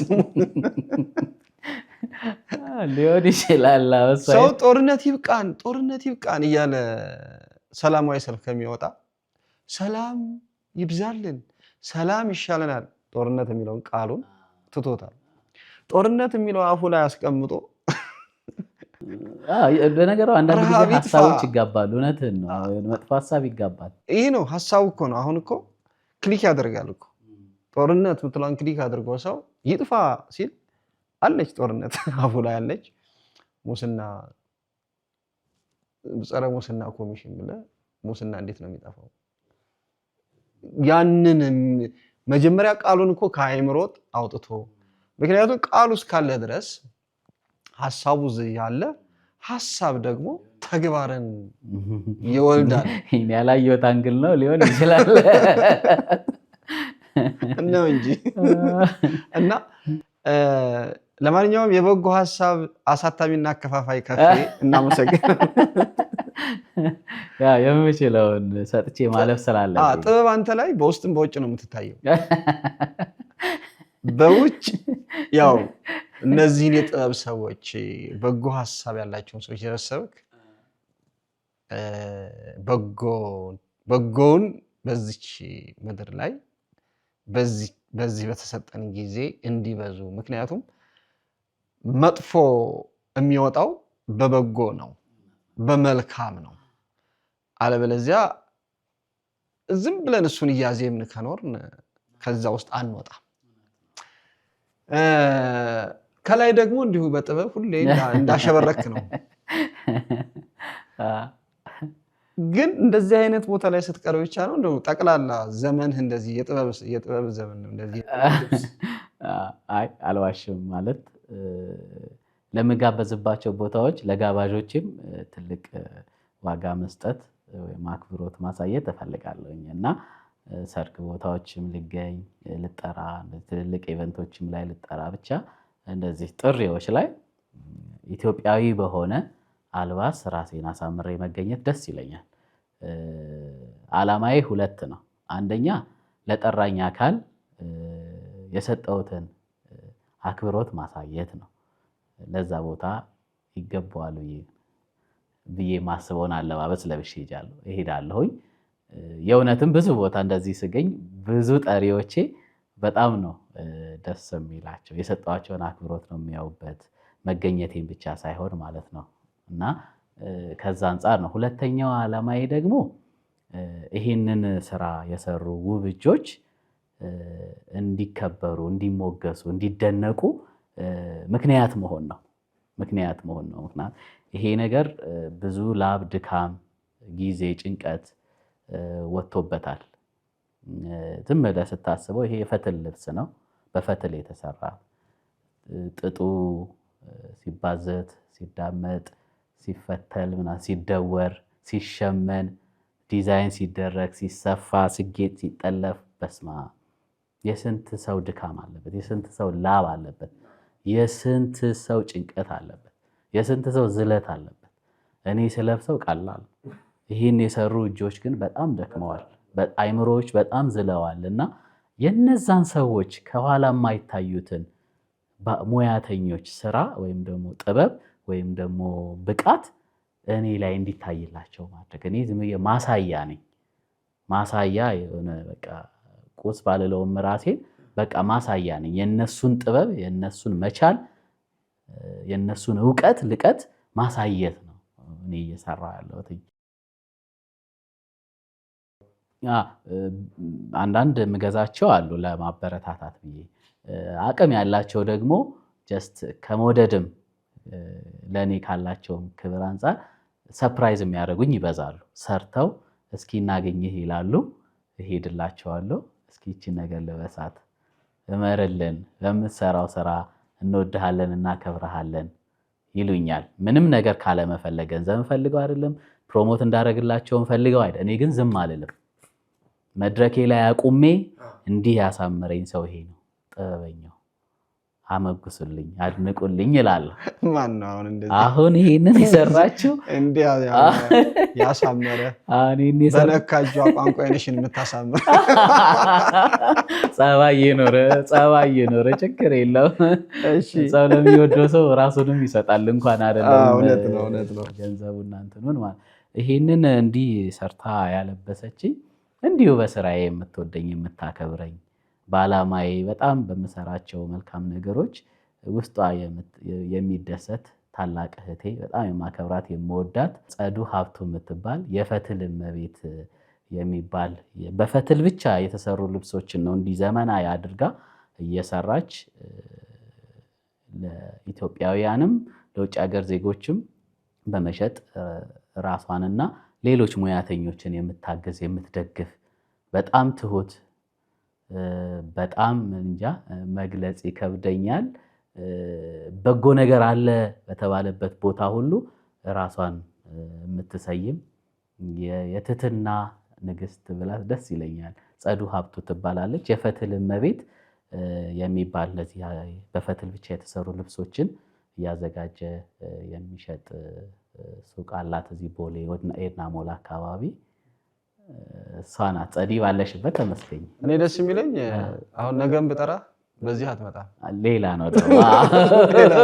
ይኸው ከዚህ በፊት በነበረን ቆይታ ራሱ ታስደምመኝ ነበረ በእንደዚህ አይነትና ሐዋዝ ራሱን ለብሰው ነበርና እንግዲህ እነዚህ እጆች የተባረኩ ይሁኑ፣ በጣም ይሁኑ። ከቅድም ካወራነው ሐሳብ ጋር የሚሄድ ወሬያችንንም እንዲደግፈው አለመስጠት ያደህያል። አለመስጠት ያደህያል። አዎ ሉሌ ካልሰጠህ ድሃ ነህ። እሺ ሀብታም እንድትሆን ስጥ። ምንድነው የምሰጠው የሚለውን ደግሞ ራስህ ካልሰጠ አይሰጥም። እሱ አለ ብዙ አሉ፣ ግን አለመስጠት ያደህያል ነው። በዚች ዓለም ኑረት ሂሳቡ ሲሰላ ሲቀመር ስሌቱ ቀንሶ ማካፈል መጉደል ነው ውጤቱ። ግን ደግሞ ስሌቱን በሌላ ጥግ ቆመን አዙረን ስንፈትሽ ቀንሶ ማካፈል አያደርግም ትንሽ። ሰምቅኔው በጥበብ በወጉ ሲፈታ የሰጠ ዝቅ አይልም ወርዶ ከከፍታ። በመንፈሳዊነት መስጠት ሲመነዘር ማካፈሉ ማብዛት ይሆናል መጨመር።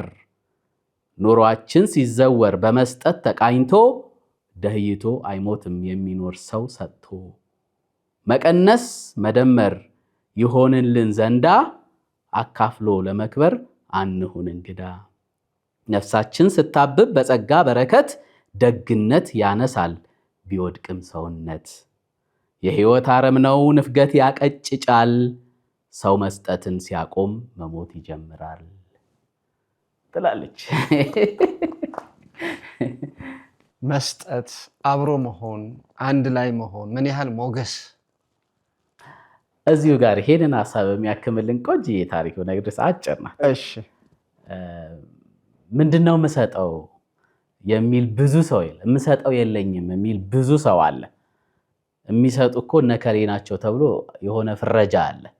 የሚሰጡ ያላቸው ናቸው የሚል የሆነ አለ ባይ ዲፎልት 4 ነጥብ የተዘጋበት ሐሳብ አለ። እኔ በሱ አልስማማም። ምን ሆነ መሰለ አንድ የኔ ቢጤ የቸገረው ሰው መንገድ ዳር ቁጭ ብሎ ይለምናል። አለማመኑ በጣም ልብን የሚነካ ነው። በጣም ልብን የሚነካ ነው እና በአጋጣሚ በዚህ እየለመነ ባለ የኔ ቢጤ የተቀመጠበት መንገድ ላይ የህይወቱን ጉዳይ ለመሙላት እየተራመደ ያለ እኔ እናንተን የሚመስል ሰው ነበር። ወደ ስራው ሊሆን ይችላል እየሄደ ያለው፣ ወደ ቢሮ ሊገባ ሊሆን ይችላል እየሄደ ያለው። በዚህ እየለመነ ባለው በኔ ቢጤ መንገድ ላይ እየሄደ ያለ አለማመኑ ካለፈ በኋላ ልቡን ይነካውና መለስ ይላል ሊሰጠው ማለት ነው። ካለፈው በኋላ አለማመኑ ልቡን ነክቶት ነው፣ አራርቶት ነው፣ አንጀቱን በልቶት ነው። ይመለስና ሊሰጠው በዚህኛው የቀኝ ኪሱ ገባ፣ እጁን ከተተ፣ አጣ ምንም ነገር። ግራ ኪሱ እጁን ከተተ፣ ምንም ነገር የለም። ቀኝ ደረት ኪሱ ገባ፣ ግራ ደረት ኪሱ ገባ፣ ኋላ ኪሱ ሁለቱም ውስጥ ገባ፣ ምንም ነገር አጣ። አለኝ ብሎ ነበር ያሰበው ሊሰጠው። በአጋጣሚ በገባባቸው ኪሶች ሁሉ ምንም ነገር እንደሌለው ተረዳ። መጨረሻ ላይ ከወገቡ ጎንበስ አለና ይቅርታ የኔ ወንድም ኪሴ ውስጥ ሳንቲም ያስኩ መስሎኝ ልሰጥህ አስቤ ነበረ፣ በጣም ይቅርታ፣ በአጋጣሚ ምንም አልያዝኩም። እንዴ ትልቁን ነገር ሰጠኸኝ እኮ ወንድሜ አለው። ምን ሰጠው አለው። ወንድሜ ያልከኝ እኮ ከዚህ በላይ ምን አለ ልሰጠኝ የምትችለው? ገንዘብህ ከዚህ ቃል ይበልጣል አለ። ወንድሜ ሳንላቸው ተቸግረው የሞቱ ወይም ደግሞ አዝነው የሞቱ ተከፍተው የሞቱ ወንድሜ የሚለውን ቃል መስማት እየፈለጉ መስማት ጠምቷቸው እርቧቸው ያለፉብን ብዙ ምስኪኖች አሉ። የሚሰጠው ገንዘብ ብቻ አይደለም፣ ቁስ ብቻ አይደለም፣ ቃልም ነው። ቃል ቅድም አልኩ a word can heal፣ በቃ ያድናል። ቃል ያድናል፣ ሰውን ይቀይራል፣ ሰውን ወደ ደስታ ያመጣል፣ ከተስፋ መቁረጥ ወደ ፈገግታ ያመጣል። ቃል ወንድሜ ማለት ይከብደናል ወይ ነው። ለዚህ ከራባቸው ከጠማቸው ከቆሸሹ ካጡ ከነጡ ሰዎች ጋር ቁጭ ብሎ የኔ ወንድም ማለት ይከብዳል ወይ? ልብሳችንን ያቆሸሽብናል፣ ነፍሳችንን ያቆሸሸዋል። ደረጃችንን ምናልባት በዚህ ዓለም አስተሳሰብ ዝቅ ሊያደርገው ይችላል። በእግዚአብሔር ዘንድ የሚሰጠንን ጽድቅ ግን ዝቅ ያደርግብናል? አያደርግብንም። እውነቴን ነው የምልህ። ይህን ያጡ ብዙ ሰዎች አሉ። እንዲነኩን ልብሳችንን እንዲነኩን የማንፈልጋለን። መንገድ ላይ ይዘውን የኔ ጌታ ያለ ይመስሎኝ ነበር፣ የኔ ጌታ ምንም ሳንቲም አልያዝኩም ብንለው ለዛ ሰው ፍቅር እየሰጠነው ነው። ገንዘብ ግን የለንም። ሰው እንዲህ ነው መስጠቶች እንዲህ ቢታሰቡ ምንም ከክብር አያወርደንም፣ ከሰውነት ዝቅ አያረገንም። ብዙ ጊዜ ልብ ማንላቸው እምነቶቻችን ናቸው እኛንም ያከሰሩን ብዬ ነው ማስበው። ከዛ አንጻር ነው እችን አለመስጠት ያደህያል ያልኳት። ያለ ምክንያት መቆም ክልክል ነው። በምክንያት መቆም አለ እንዴ? እንዴት አስበኝ ነው? እስኪ ሐሳቡን አስረዳኝ። እኔ ማቀው እዚህ አካባቢ መቆም ክልክል ነው። መቆም ክልክል ነው። በምክንያት መቆም ይቻላል። እንደውም አንዱ መጣና ደክሞት ቆመ። ከዛ አመጣና እዚህ አካባቢ መቆም ክልክል ነው የሚለውን ፊቱ ቁጭ አደረገለት ነው። እሺ ቁጭ አለ። የተከለከለው መቆም ነው። ከዛ ቀይሮት አመጣና መጣለች። መቆምም መቀመጥም ክልክል ነው የሚል አስቀመጠለት። ክልክል በዛ።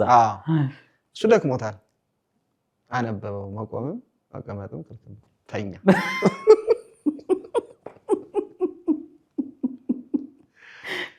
ሰውዬ አትሰማም? ሰውዬ አትሰማም እንዴ? መጀመሪያ መቆም ክልክል ነው ብሎት ተቀምጦ ነበር። ከዛ እዚህ እኮ መቆም ክልክል ነው ብሎታል። ሁለተኛው ላይ ያለፍኩት እኔ ታዲያ መች ቆምኩ ተቀመጥኩ ብሎታል። ኦኬ መቆም መቀመጥም ክልክል ነው ብሎ አመጣለት። አነበበውና ተኛ። አንተ ሰው አትሰማም? እንደዚህ አካባቢ አይቻልም። ምንድነው የማይቻለው? መቆምም መቀመጥም ክልክል ነው ሲለው እኔ ታዲያ መች ቆምኩ መች ተቀመጥኩ ተኝቻለሁ። አንዳንድ ጊዜ የምንከለክለውን ነገር ማረፍ አልቻለም። ሰውየው ማረፍ አልቻለም። ትንሽ ደቂቃ ክልክል በዛ የክልክሎች መብዛት እና ያለ ምክንያት መቆም ክልክል ነው ይላል። 4 ነች መስመሯ አሳነስካት። ባይጎመራም ፍሬው ባይጨምር ውጤቱ መራመድ ይሻላል ቆሞ ከመቅረቱ። በተፍተፍ እንጂ ድል ያለ በእርምጃ መንገድ በበዛበት ጠፋት በል መሄጃ። መንገድ በበዛበት ጠፋት በል መሄጃ። ብዙ መንገዶች አሉ። በዚህኛው ሲዘጋ በዚህ 10 በር ቢዘጋ ማነው 1 በር ቢዘጋ ሌላ 9 የተከፈቱ በሮች አሉ። የህይወቴ ማለፊያ በሩ ተዘጋ ብለህ እንደ ሐውልት አትቁም ሌላ ከፋሽ ናፍቀ። ቁልፉ ከጠፋብህ ለተዘጋብህ በር መስኮቱን ፍለጋ ነጋ ጠባ ብረር የሚል ጨመርክበት። ቅድም ስለ እንትን ስትነግረኝ የሆነ ነገር አስታወስኩ። ይሄ እዚህ ፈለገ እዚህ ፈለገ እዚህ ፈለገ እዚህ ፈለገ መጨረሻ ወንድም ያለው። እኔ ደግሞ አንድ ጓደኛዬ ጋር ቆመን ስሙንም አልጠራም ቆይቷል። 100 ብር እንደ 1000 ብር በሚቆጠርበት ዘመን ነው። 100 ብር ማለት በጣም ብዙ ነገር የምሰራበት ሊስትሮ 50 ሳንቲም በሆነበት ሰዓት 1 ብር በጣም ብዙ ነገር በምናደርግበት ሰዓት ሩቅ እኮ አይደለም ቅርብ ነው። እና መኪና ላይ ቁጭ ብለን ይመጣል እንደዚሁ 7-8 እድሜው አይደለም ከ8 እስከ 10 እድሜ የሚሆን ልጅ ነው። መኪና ላይ ቁጭ ብሎ እኔ ጋቢና ነኝ፣ እሱ ደግሞ ጓደኛዬ መኪና ላይ ሆኖ ለመነው። ሲለምነው ልክ ቅድም እንዳልከው ሲገባ 100 ብር ነው። ያኔ 100 ብር ነው ትልቁ። አሁን 200 ብር መጥቷል። ያኔ ትልቁ 100 ብር 100 ብር ማቀም አለውና እንዲህ ሲያየው 100 ብር ነው ያለው። በዚህም አጣ። ቢያንስ 10 ብር እንኳን አጣ። 5 ብርም ነበረች ያኔ። 1 ብርም አጣ፣ 5 ብርም አጣ፣ 10 ብርም አጣ፣ 50 ብርም የለም፣ 100 ብር ነው ያለው። እና ልጁ ሊሰጠኝ ነው ብሎ ጓጉቷል። ጓጓ። በዚህም ገባ። አጓጉቹ አሁን ጊዜ ርስጥ ሊበለው ነው ብሎ ፈረደበትና 100 ብሩ ላይ ሰጠው ማለት ነው። ሲሰጠው እንደዚህ ተቀብሎ 100 ብሩን እንዲህ ተቀብሎ ቀረ።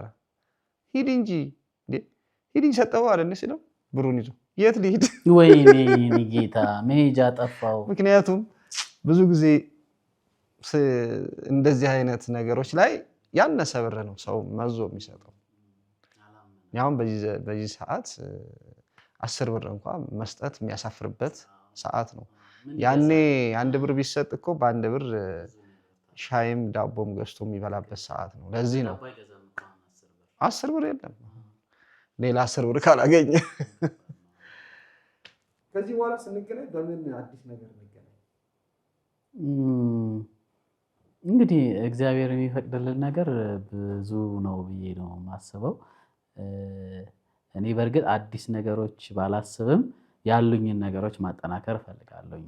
ፖድካስቱን እንዳልኩ በጣም በተደራጀ ልዩነት በሚፈጥር ተመራጭ ሊሆን በሚችልበት አቅጣጫ የአቅም ጉዳይ ወስኖኝ በተደራጀ ሁኔታ አይደለም። የሆነ ነገር የሆነ ጊዜ ላይ የሆነ ስራ መስራት ስችል ብቻ ነው እየሰራ ያሉት። ኮንቲኒየስሊ የምሰራበት አቅም ላይ አይደለሁም ያለሁት። እነዛን ነገሮች በተደራጀ በስቱዲዮ ደረጃ በጣም በቃ ፕሮፌሽናል በሆነ ደረጃ አሁን አንዱን ስቴፕ መጥቼዋለሁ። ቢያንስ አሁን መስራት እንደምችል በመስራትም የሆነ ልዩነት ማምጣት እንደምችል አይቼዋለሁኝ ትንሽ ከሰራሁት ማለት ነው። ስለዚህ ይሄንን አሁን በተደራጀ ሁኔታ ዩቲዩብንም እንደዛው ምናልባት አዲስ ነገር ከተባለ ልመጣ የምችለው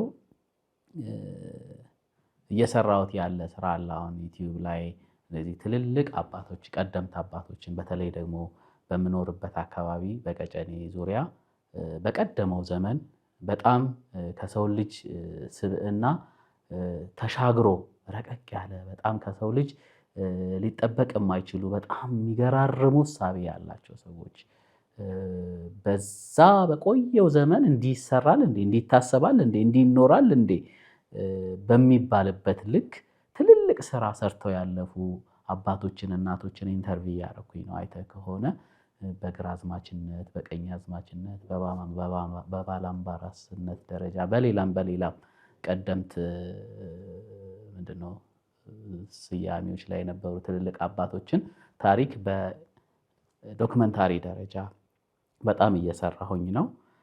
እሱን ደግሞ ወደ መጽሐፍ የማምጣት ሀሳብ አለኝ እግዚአብሔር ከረዳኝ። ምክንያቱም ትልልቆቻችንን በትንሹም አላሰብንም ብዬ ነው የማስበው። አላስታወስናቸውም። የሆነ ትልልቅ ስራ ሰርተው መከበር ባለባቸው መወደስ ባለባቸው ደረጃ አልተከበሩም፣ አልተወደሱም የሚል ቁጭት አለብኝና በትንሹ በዶክመንታሪ ደረጃ እነከሌ የሚባሉ ሰዎች በዚህ ዘመን ነበሩ በሚያስብል ደረጃ ሰርቼዋለሁኝ። ቢያንስ ቤተሰቦቻቸውን በመጠየቅ የሚያውቋቸውን አብረዋቸው ታሪክ የሰሩ ሰዎችን የአካባቢ ሰዎች ኢንተርቪው የማድረግ ልጆቻቸውን የልጅ ልጆቻቸውን በመጠየቅ ያሰሩትን መልካም ስራ እረባለሁ። ማንኛውም ሰው ይሄ የሆነ የሚከለል ሀሳብ ሳይሆን የሚጋረድ ሀሳብ ሳይሆን ማንኛውም ሰው ቢሰማው ሊማርበት የሚችል አይነት አድርጌ ለሁሉም ሰው ሊሆን በሚችል ደረጃ እየሰራሁኝ ነው በጣም በጥሩ ሁኔታ። እሱን ደግሞ እግዚአብሔር ከፈቀደልኝ ወደ መጽሐፍ የየሰዎችን ታሪክ ግለ ታሪክ በመጽሐፍ ሰርቶ ለታሪክ እንዲቆይ ለትውልድ እንዲሻገር የማድረግ ስራ እሰራለሁ የሚል ሐሳብ አለኝ። እግዚአብሔር ከረዳኝ ሁሉ በሱ ስለሚሆን ማለት ነው። በተረፈ ግን ራሴ ላይ ትንሽ እርከን መጨመር እፈልጋለሁ። ራሴን በማስተማር አባቶች ጋርም ከኔ በቁ የተለቁ ሰዎች ጋር ቀረብ በማለትም የተለዩ እይታዎች እንዲኖረኝ ራሴን ወደማስተምርባቸው ቦታዎች ላይ የመውሰድና በስራዎቼ ላይ የሆነ ከፍታ የመፍጠር እቅድ አለኝ። አሁንም በጣም ልክ የለውም። ከየት ልጀምርልህ? አሁን እነ ዶክተር ዳዊት ወንድማገኝ፣ እነ ዶክተር አለማየሁ ረዳ፣ እነ ፕሮፌሰር እነ ሰርጸ ፍሬ ስብዓት፣ መጋቢ አዲስ እሸቱ አለማየሁ፣ እነ ዶክተር ሰላም አክሊሉ በጣም ብዙ ትልልቅ ሰዎች ጋብዣ እነ ዶክተር ሮዳስ ትልልቅ ሰዎች እነ ዶክተር ጌትነት እነ ዶክተር ጌትነትን እነ ጋዜጠኛ መቲ ሸዋዬ በጣም ብዙ ሰዎች ጋብዣ አሁን እንትኔ ላይ አይመጣም እንጂ እኔ እንደውም አንዳንዴ ቁጭ ብዬ ሳየው እነዚህን ሁሉ መድረኬ ላይ አሳጥፌያለሁ እላለሁ። ከትልቅ እስከ ትንሽ የሚባሉት በቃ ማለት ከጀማሪዎቹ በቃ አሁን ትልልቅ ቦታ ላይ ያሉ የምትላቸው በጣም ብዙ ሰው በጣም ለቁጥር እኔ ያዳግተኛል። ያለኝን ፋይል ሳየው በጣም ከ20 ምናምን ቴራባይት በላይ ፋይል አለኝ። በነገራችን ላይ እውነት ነው። መቼ እንደምታወጣቸው በዚህ በቴክኖሎጂው ዘመን 10 ምናምን ዓመት ሆነኝ እኮ ይሄንን መድረክ ስሰራ ማለት ነው። እና አሁን ራሱ እንግዲህ ሃርድ ዲስክ እንኳን በ2000 ብር ምናምን በሚገዛበት ጊዜ ጀምሬ አሁን 45000 ብር ደርሷል። መጣቁት ነው። ይህንን ዝም ብለህ ስታስበው በቃ ምንድን ነው የሪሶርስ ሀብቴ ራሱ በጣም ትልቅ ነው። ትልቅ ሚዲያ የሚያስከፍት ነው ሳስበው፣ ዞር ብዬ ሳስበው ማለት ነው። እና ይህንን ሁሉ ያደረገ እግዚአብሔር ነው፣ በሱ ረዳትነት ነው እንጂ እኔ ሞገስም ክብርም ኖሮኝ አይደለም። እግዚአብሔር ከፈቀደ እንደዚህ አስባለሁ። የመጨረሻው መጨረሻ ሰዎች እየጠየቁ እያየኋቸው ነው።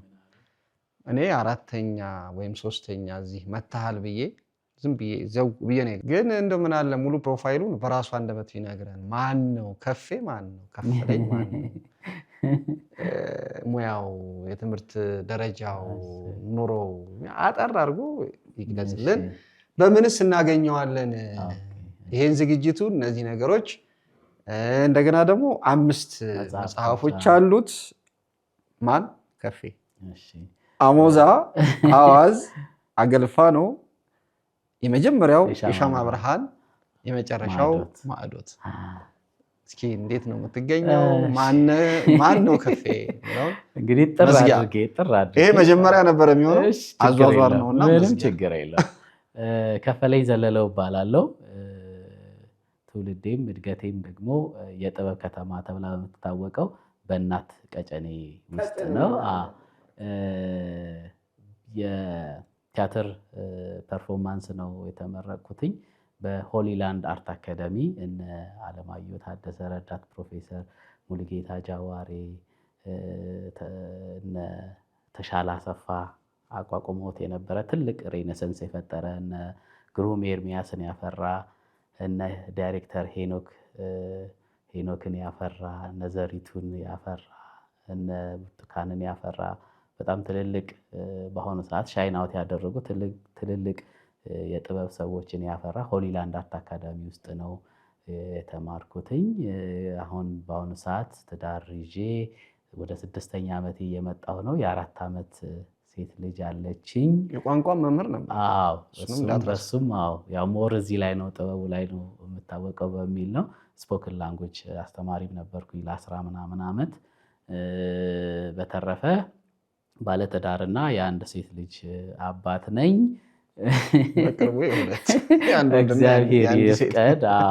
እግዚአብሔር ይፍቀድ። ያው ገጣሚና ደራሲ ነኝ። 5 መጽሐፍቶችን ለአንባቢ አብቅቻለሁ።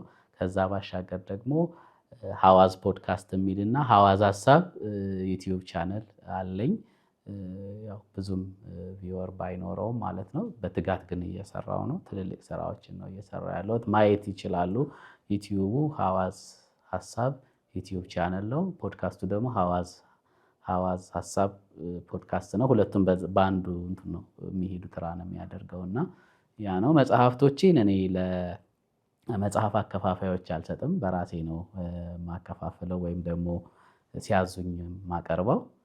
ስለዚህ ስልክ ቁጥሬ ይቀመጥላችሁ። በስልክ ቁጥሬ ሰጥና ምናልባት ልናገር በቃሌ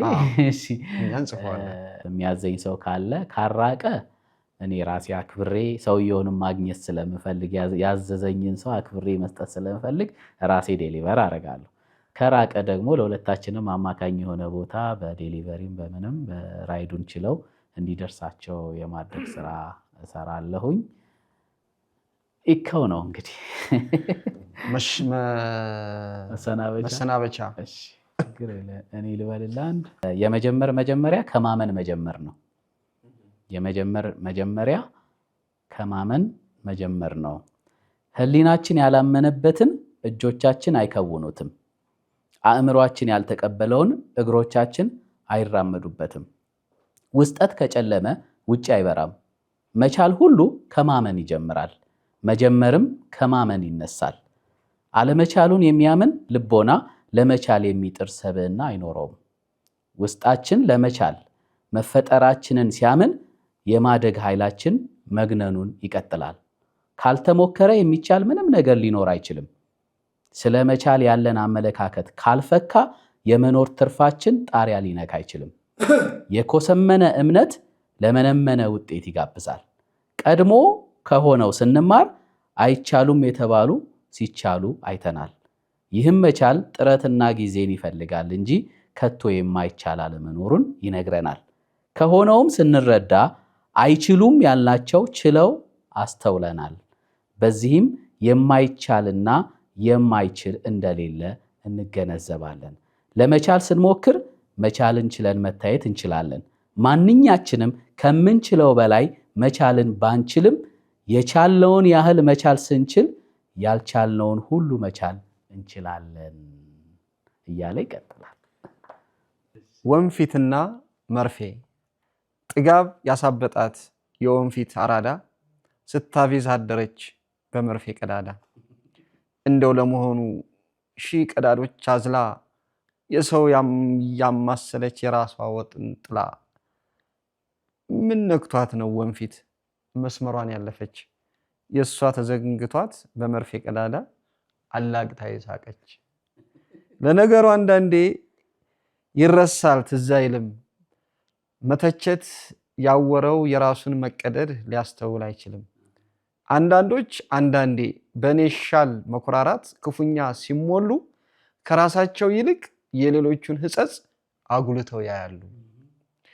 ለዚህም ነው መሰል የሰው ልጅ የራቀው ሐቅና ልክነት በገዛ አይኖቹ ራሱን መመልከት ሳይችል የቀረበት።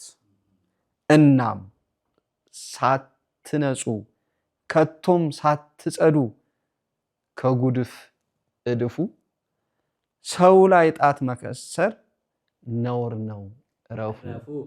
ወንፊት አድቢ መነቀፉን አታብዡ፣ ወንፊት አድቢ መንቀፉን አታብዡ። ከመርፌ በባሰ ቀዳዳሽ መብዛቱን ልብ በይ አትርሺው። ደስ ይላል። ጎበዝ ነህ። በጥሩ ነው ያነበብከው። የኔ ጽሁፎች ያዳግታሉ ለማን ብዙ ሰው እንትን አይላቸው። በጣም ነው ደስ የሚለው። በጣም ነው ታሪክ ይወርዳል። ከዛ ወደ ህይወት ላይፍ አፕሊኬሽን ይባላል የስብከት ዘዴ። ታሪኩን ትተርከውና ከዛ ላይፍ አፕሊኬሽን ከሌለው ዋጋ ትርኮ ብቻ ነው የሚቀረው። ያንተ ደግሞ ትተርካለህ፣ ወደ ህይወት ትቀይራለህ። አሁንም ወደ ህይወት የሚቀይር ያድርግልን የምታቀርበው ነገር። ከፌ እንግዲህ ደከመኝ ሰለቸኝ ሳይል ለሶስት ነው ለአራት አልቆጠርነውም መጥቷል። ወደፊትም ለመምጣት ያብቃው። ይምጣ ካላችሁ ይምጣ፣ አይሰለቸንም፣ እንሰማዋለን በሉ። በራሱ ደግሞ ማዕድ ግቡና ሐዋዝ ሐሳብና ሐዋዝ ፖድካስት ገብታችሁ ኮምኩሙት። ፌስቡክ ላይ ይጽፋል፣ በአጭር ቃላት በአጭር ቪዲዮ ይለቃል። እኔ ብዙ አያለሁኝ፣ አየዋለሁ። ኮሜንት የለም፣ ሼር ያደረገ የለም፣ ላይክ የለም። ይሄ ማለት ያየው የለም ማለት ነው። እና እየመረጣችሁ በጎ ሐሳቦችን ወደ ህይወታችሁ ውሰዱ። በነገራችን ላይ በጎ ይሄ ሚዲያው ዓለም ከበጎ ሐሳብ ይልቅ መጥፎ ነገሮች ናቸው እይታው የሚበዛው፣ ላይኩ የሚበዛው፣ ሼሩ የሚበዛው፣ ስድቡ የሚበዛውና ወደ በጎ እንመለስ። እግዚአብሔር በጎ ያድርገን ሁላችንን። ለዚህ ሰዓት ስላደረሰን ስሙ የተመሰገነ ይሁን። ወስብሐት ለእግዚአብሔር ወለወላዲቱ ድንግል ወለመስቀሉ ክቡር አሜን።